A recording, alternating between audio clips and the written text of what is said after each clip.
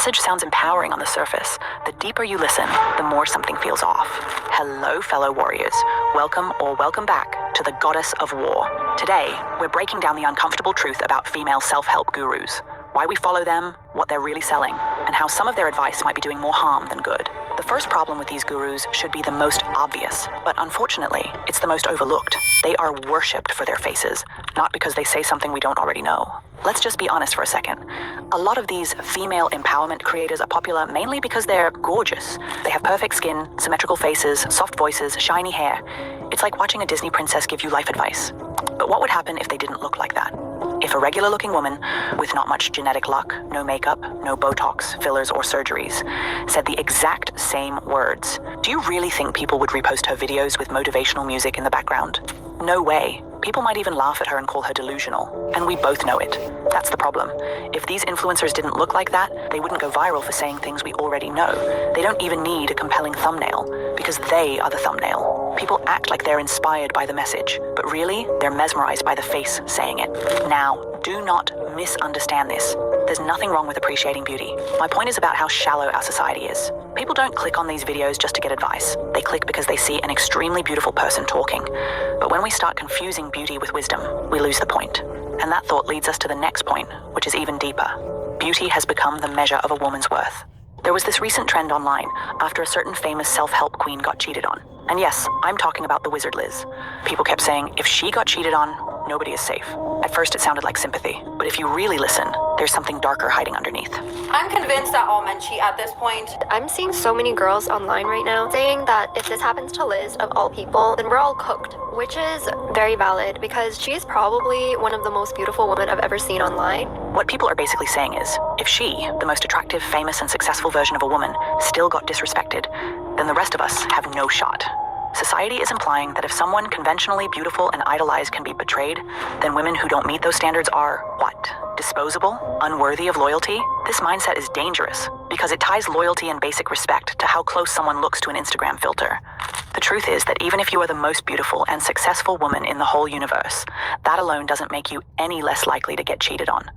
Because cheating has nothing to do with you. But looks are just the surface. There's a much darker issue hiding underneath. And that issue is this.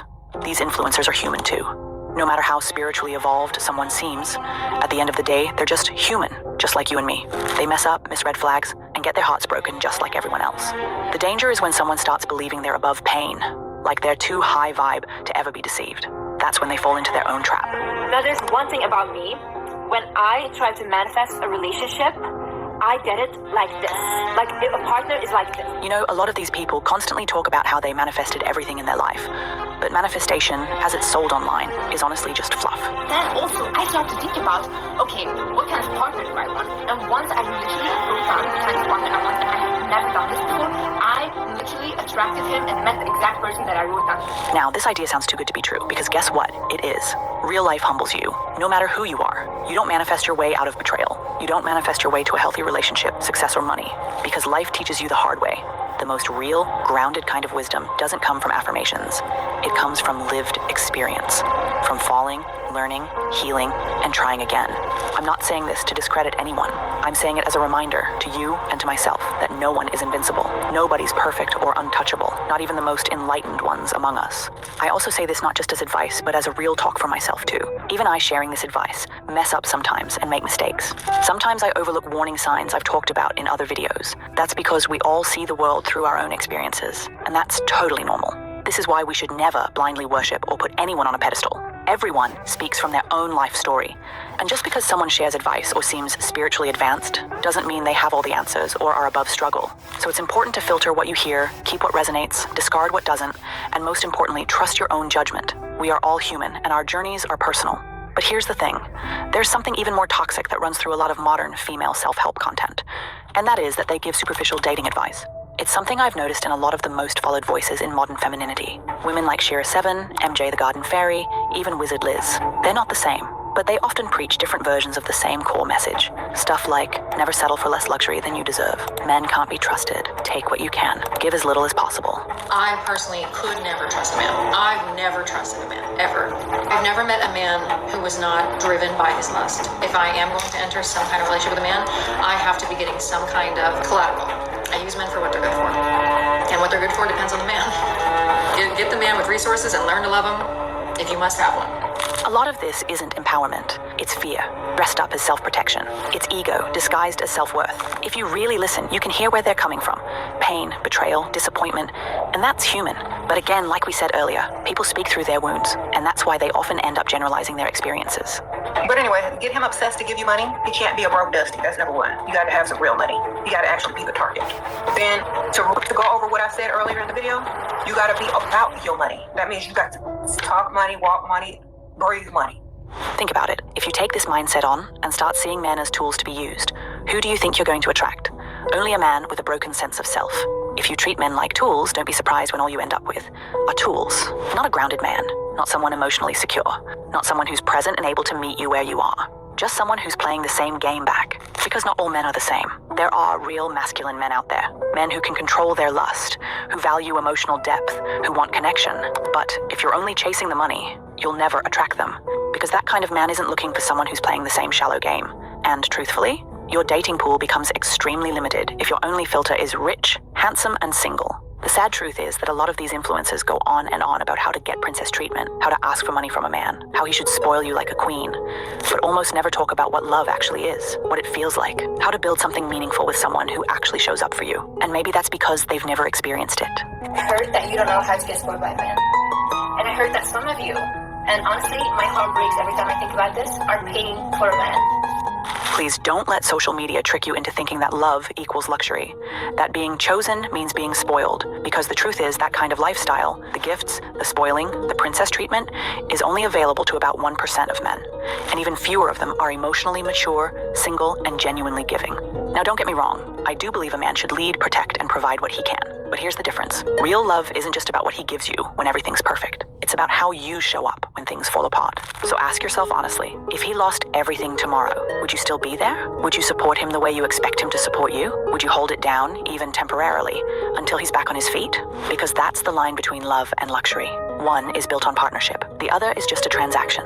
Because the truth is, most men today just don't have that kind of money, especially with how the economy is. That's why, like I've said in another video, what really matters is whether he does what he can within his capacity. Even the smallest things, like driving you from point A to point B, or if he doesn't have a car, taking the bus home with you so you don't walk alone at night. He should find even the smallest ways to make your life easier. That's what real care looks like. It's not loud or flashy. It's consistent. But there's something even more important we need to talk about, and it might sting a little. These influencers teach you to not hold yourself accountable. I don't need to bring anything else than my presence, my personality, who I am, and my beauty. I sit there and that's good enough for that. While this sounds empowering at face value, don't be fooled. It's not just about what a man does for you. It's also about what you bring into the relationship. Because it's one thing to have standards, and another to be entitled without self-awareness. If you want a provider and generous man, that's great. I want that myself too. But make sure you're also adding value to his life in some way. You can't expect princess treatment if you behave like a peasant. For example, you can't expect loyalty if you're still entertaining DMs on Instagram from random guys. You can't ask for emotional maturity if you shut down when things get uncomfortable. You can't want a man to give you everything when you don't even treat him with basic respect. Like, how do you expect someone to appreciate you when you don't appreciate anything yourself? A healthy relationship isn't a one-way street. And love is not just about what you're getting. It's about what you're willing to build and show up for too. Bringing only your looks and personality into a relationship isn't enough. First, because looks fade. And honestly, any pretty girl can bring looks. Second, personality alone won't cut it either. You've got to show respect, loyalty, and put in the effort. So yeah, don't settle for crumbs, but don't chase empty ideals either. Don't fall into the trap of having a checklist for others without holding yourself accountable. Because the truth is that you can only ask for what you're also bringing to the table. You're a successful woman making $10,000 a month? Amazing. Then yes, you can ask for a man who's on your level. Because let's be honest, some men will feel insecure if they're not. You have a fit, healthy body, you can absolutely ask for someone who takes care of themselves too. You are loyal, you can absolutely expect your man to control his lust. But what you can't do is demand the world while offering the bare minimum. Stop setting unrealistic expectations and calling it high standards. Not because you don't deserve great love, but because real relationships are built on mutual value, mutual effort, and mutual growth. But there's an even bigger problem with a lot of these female self-help gurus, and that is that they subtly train you to see men as the enemy. If you would like to date me, I need collateral. I need to look back at our relationship together and feel like I got something out of it for when and if you betray me and waste my time. And that is what I preach to you guys. So when people are like, oh, MJ, why is she giving relationship advice? She's not in a relationship. I don't want to be in a relationship. I sleep like a baby at night because I don't worry about some man running around and cheating on me.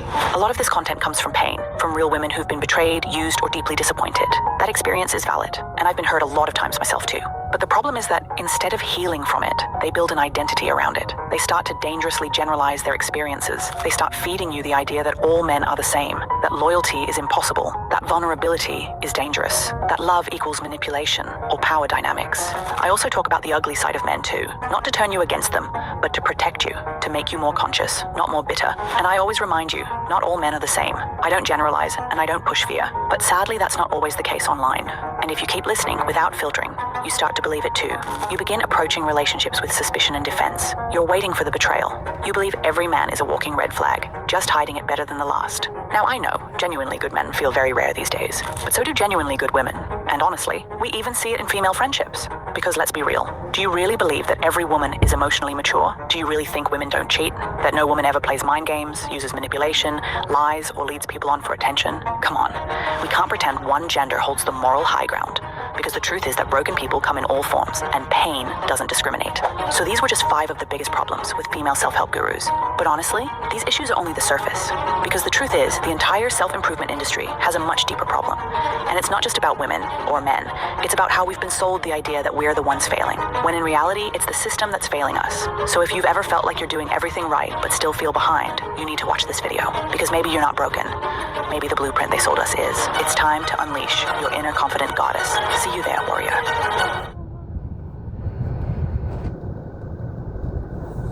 I bet you haven't seen this Shishibo before. This is one of the new ones, part of our dice series, okay? This is a 6-sided die, more classically designed, with some beautiful coloration on the inside. But the best part about this one is that when you totally invert it, it turns into a 12-sided die. So you can see what the odds are for yourself. And if you forgot your die anywhere that you're at, you've got a Shishibo handy. If you haven't played with a Shishibo while you're tabletop gaming... I've never felt anything like that before. It was horrible. All right, welcome to Blunder True Crime. Yes. Oh, yeah. You use that, one of these people, Blunder or somebody, True Crime YouTuber, used that information to dig up information about when your mom and I were at our issues 20, 30 years ago, and brought that up. You know, her clickbait headline says, $3,700 lawsuit, some creditor suing it. So, they're just taking everything and everything and trying to make something out of when nothing exists. But supposedly, calling you a mama's boy, what have you. So, it's quite a circus. I don't watch any of it. People just tell me about it. I don't bother with it because it's all bullshit. Well, hey, I am a mama's boy anyway. I've never been ashamed of that. No, I'm just kidding. Stephen Stearns' dad is not the first person to nickname this channel Blunder. So, just like people call Ellen DeGeneres degenerate. And she's like, people have been calling me that since the 4th grade. You're not saying anything new. Anyway, this call has made me laugh out loud in some parts, and other parts, it's just horrible. I've got to tell you how I got this call, first of all. I've been trying, literally, for like almost 5 months. Since January. Thank God the good people of Florida finally sent it to me. I paid for it. What a mess. Basically, let me tell you how I found out this call even existed. Going through all the plethora of documents in the Stephen Stearns case. Boy, we're going to hear a lot in this call. I'm like, where do I start? I mean, Stephen is going to talk about Jennifer. Did she go into the mental institution just to get the cops or the cuffs away from her? So you said that you went to the mental hospital. Whatever happened with... I don't know what's happened. We don't know how to get a hold of anybody. I see. And supposedly it's gone, is institutionalized himself. So, yeah. Yeah, probably. What you said that was what, to keep the cops off of her? Supposedly, on the advice of her attorney. I see. Did you guys ever get the silver Lincoln back? Oh, he's going to talk about I never felt anything like that before. He wouldn't have wanted Maddie gone. I mean, there's so much in this call. Besides Chris Stearns mentioning my YouTube videos, I'm just like flabbergasted. Thank God I finally got it. Because as far as we're concerned, we know that she's responsible. To what degree, we don't know, but I don't believe you killed her, so... that's good because, one of the few people who do, but you know that I would never have wanted that for her.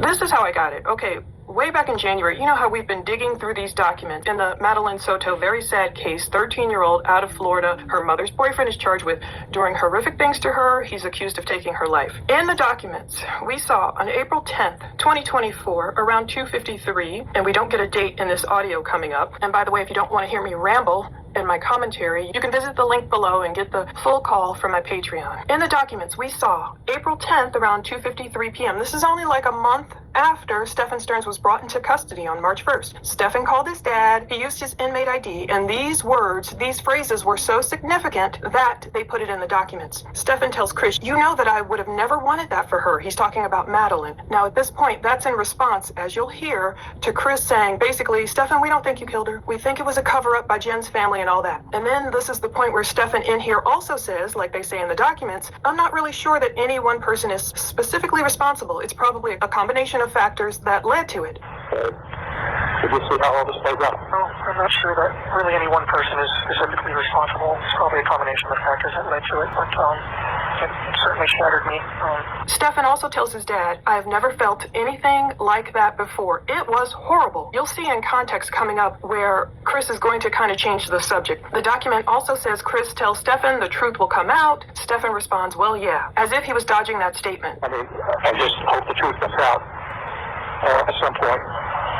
Well, yeah. And it says this call was downloaded and submitted to evidence.com. Now, as we got the other calls, previously we've gotten 14, I believe, so this should be call number 15. Even though it's like one of the first calls, you'll see they don't really know what's going on here, what they're doing. They're going to talk about calls leaking. They're going to accuse the jailers of getting paid to leak calls, all this crazy stuff. I'm hoping that this conversation,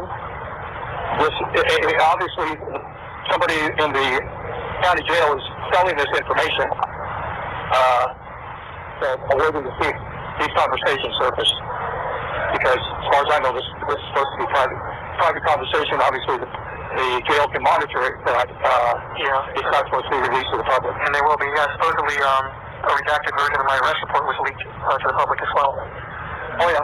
Yeah. So I'm not sure who's leaking all this stuff, or what sort of effect that has on every phone.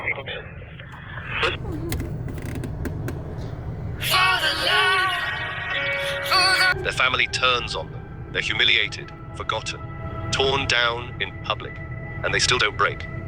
It's not luck. It's not apathy. It's that they stopped letting the world decide who they are. You're probably still reacting to everything. One ignored message, one insult, one shift in tone, and your energy collapses. Why? Because the world isn't attacking you. It's exposing the parts of you you haven't healed. Carl Jung said it clearly.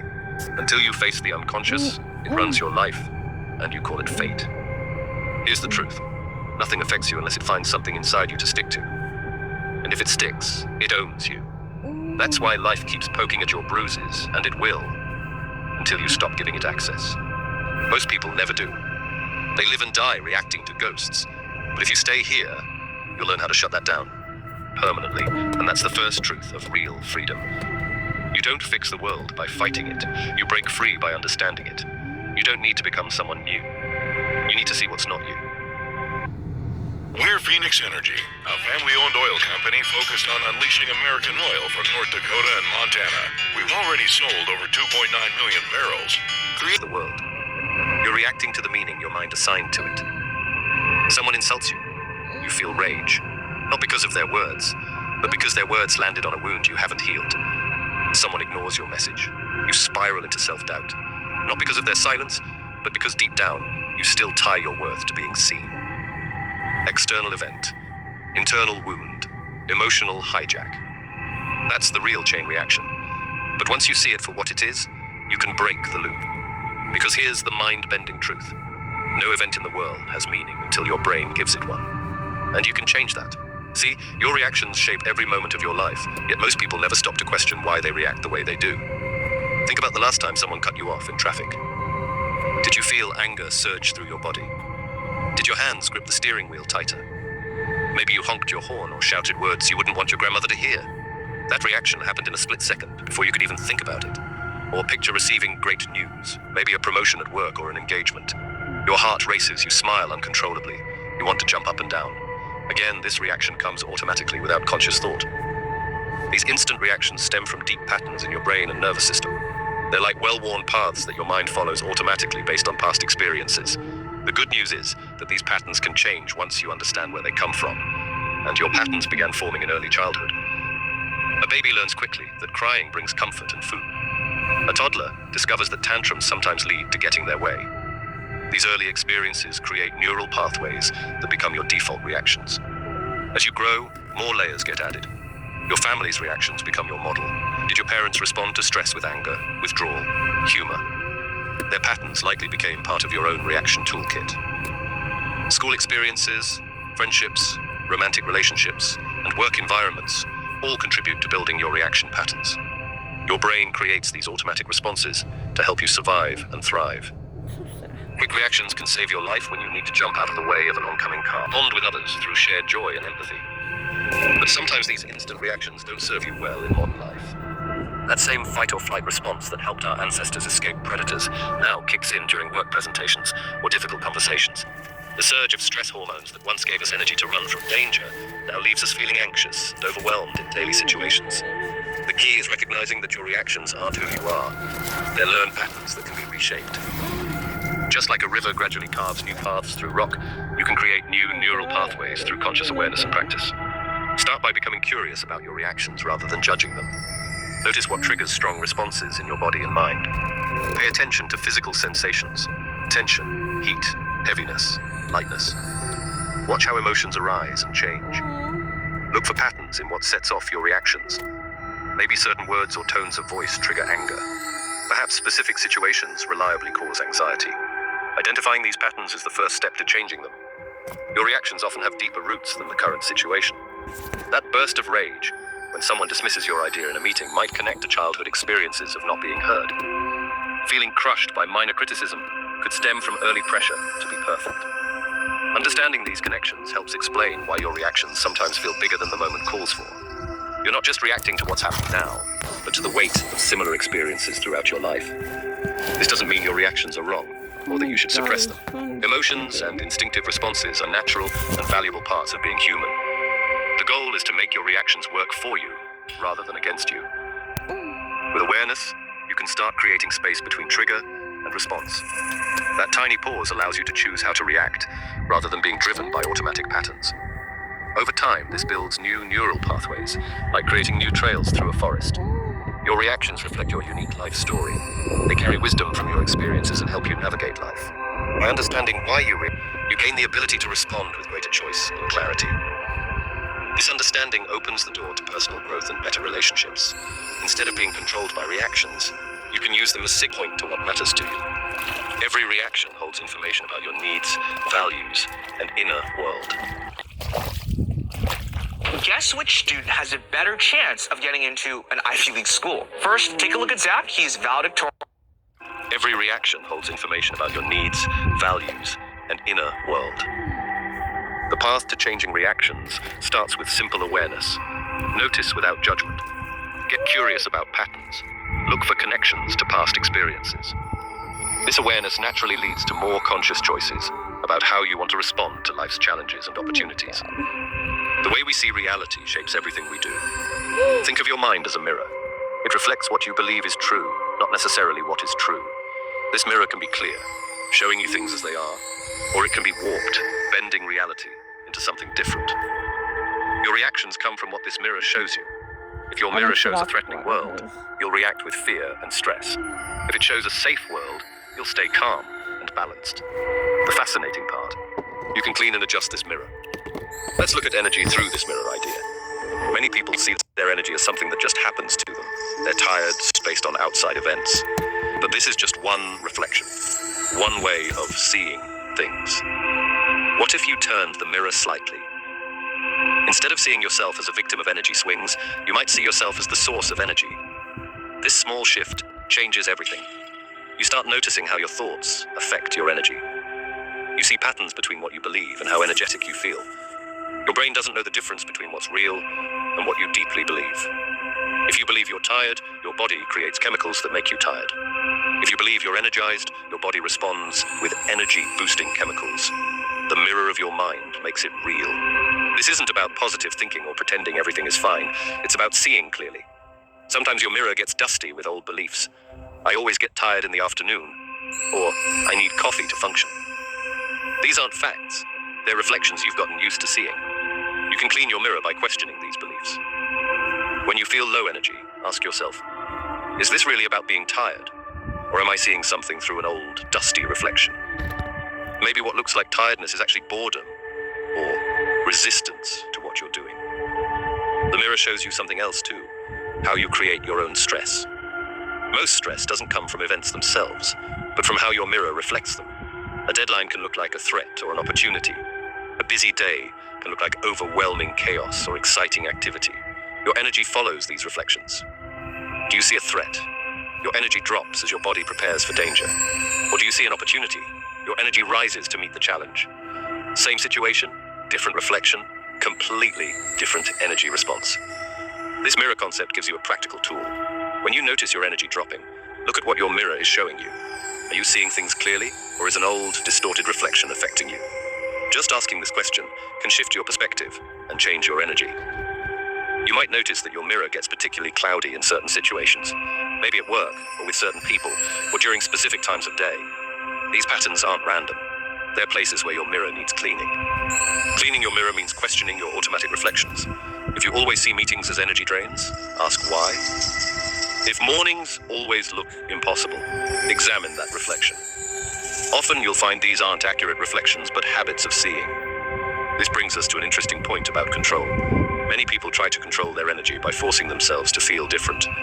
But you can't force a mirror to show a different reflection. You can only clean it and adjust its angle. The same goes for your energy. You can't force it, but you can change how you see situations that affect it. The mirror of reality isn't fixed.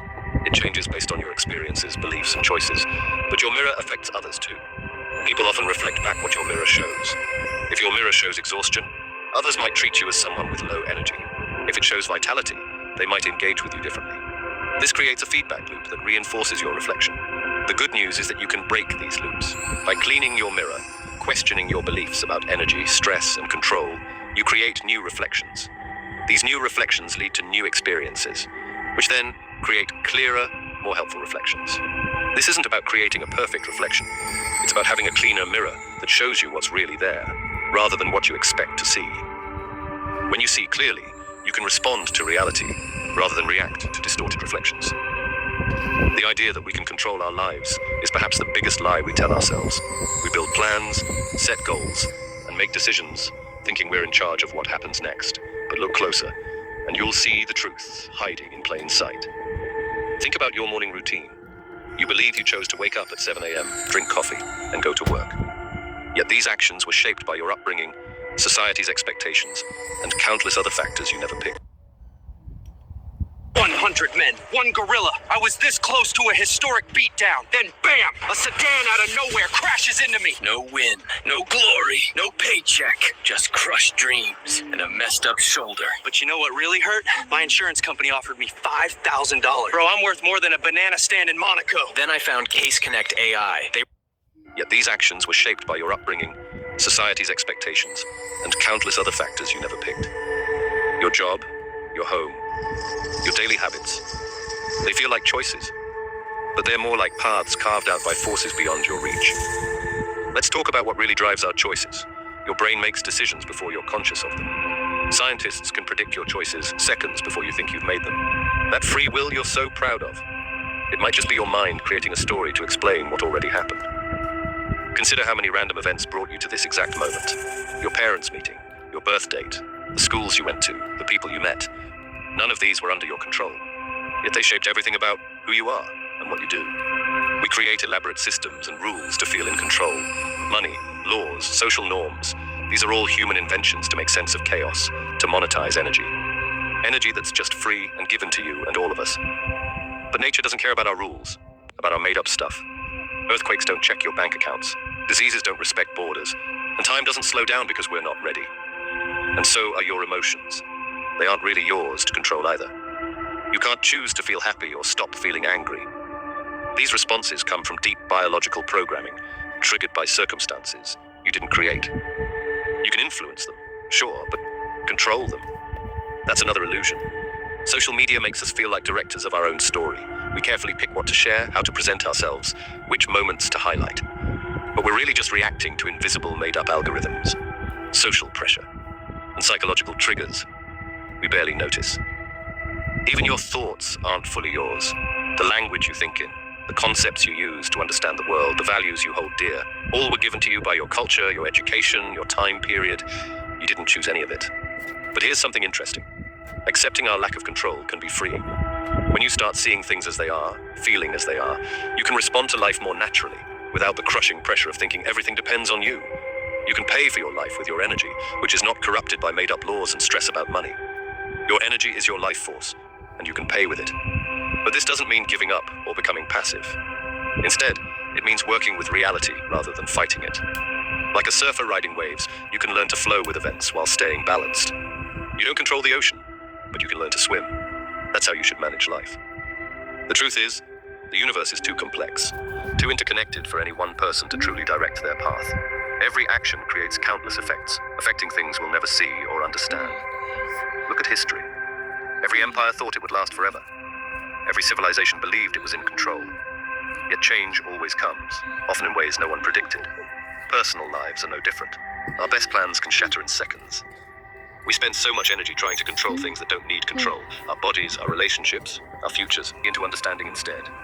Into accepting what is, writing what we think should be. That's what This isn't about giving up responsibility. It's about seeing clearly what we can and cannot influence. You can't control whether someone loves you, but you can be loving. You can't control success, but you can put in effort. You can't control time, but you can be present now.